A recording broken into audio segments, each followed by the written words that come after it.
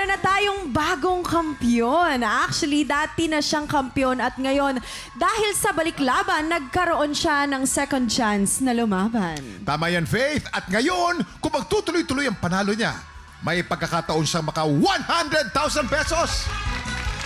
Sama-sama nating subaybayan ang kanyang kampiyon journey dito sa Tanghalan ng Kampiyon! Heto na ang dalawang kalahok na susubok umagaw sa titulo ng ating kampiyon.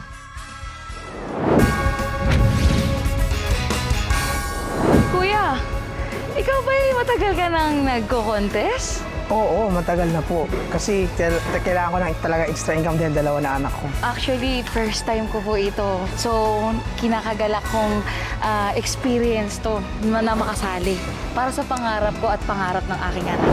Ako po si Riri May Ladera from Bacoor, Cavite. Ako po ay isang live streamer. Tuwing nagla-livestream ako, minsan napapanood po siya ng anak ko. Iyan po ang pinakamagandang na ipamana ko sa anak ko. Ay ang pag-awit po. 6 years old po siya noon. Then, nakita ko po sa cellphone ko na nag-record siya na nakanta siya. Hi anak! Panoorin mo si Mamay dito sa Tanghalan ng Kampiyon. Sana'y maging proud ka kay Mamay at mahal na mahal ka ni Mamay. Ako si James Vidoneri from Quezon City. Naging part po ako ng The Art Angels Choral sa may Caloocan Church. Nag-champion po kami doon sa Macau International Choir Festival last December 2024. Sobrang proud po kasi first time ko po talagang maka-join ng choral that time.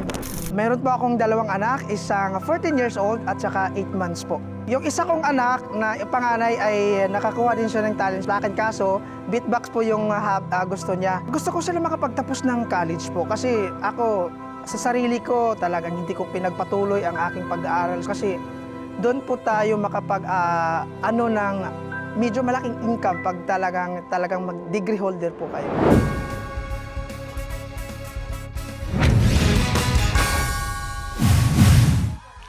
Ang mga inang pala nakikilatis sa ating mga kalahok, singer-songwriter, the R&B crooner, Darilong. Kapuso OST Princess and Queendom Diva, Hannah Presillas.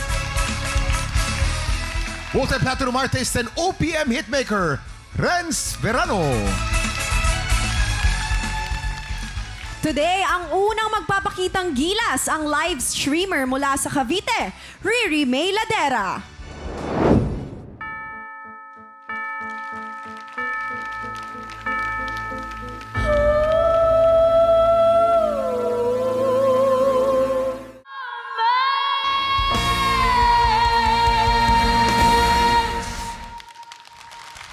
Riri May Ladera.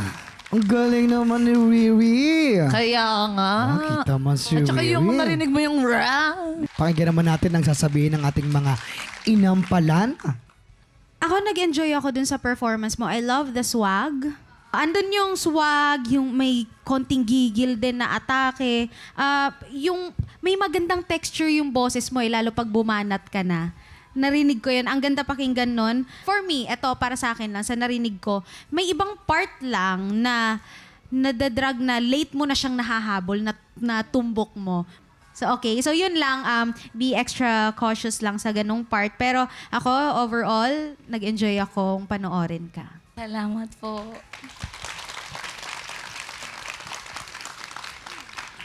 As a whole, maganda yung yung rendition.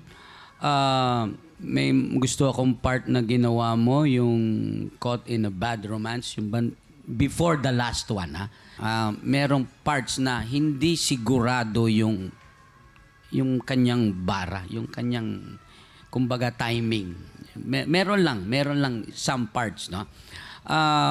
Siguro, dahil medyo mahirap yung areglo na ginawa, kasi iba, kino-congratulate kita at nakuha mo yon. Kasi medyo mahirap yon. Overall, maganda yung performance. Maraming salamat po.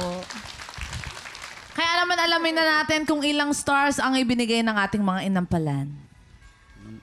Riri, ang stars na binigay ko sa'yo today ay...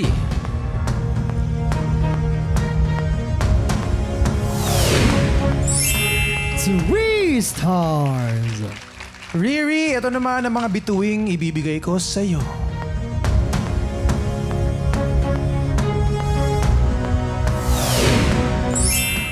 Four stars. Wow! Nako, nakakakabayan. Maraming salamat sa ating mga inampalan.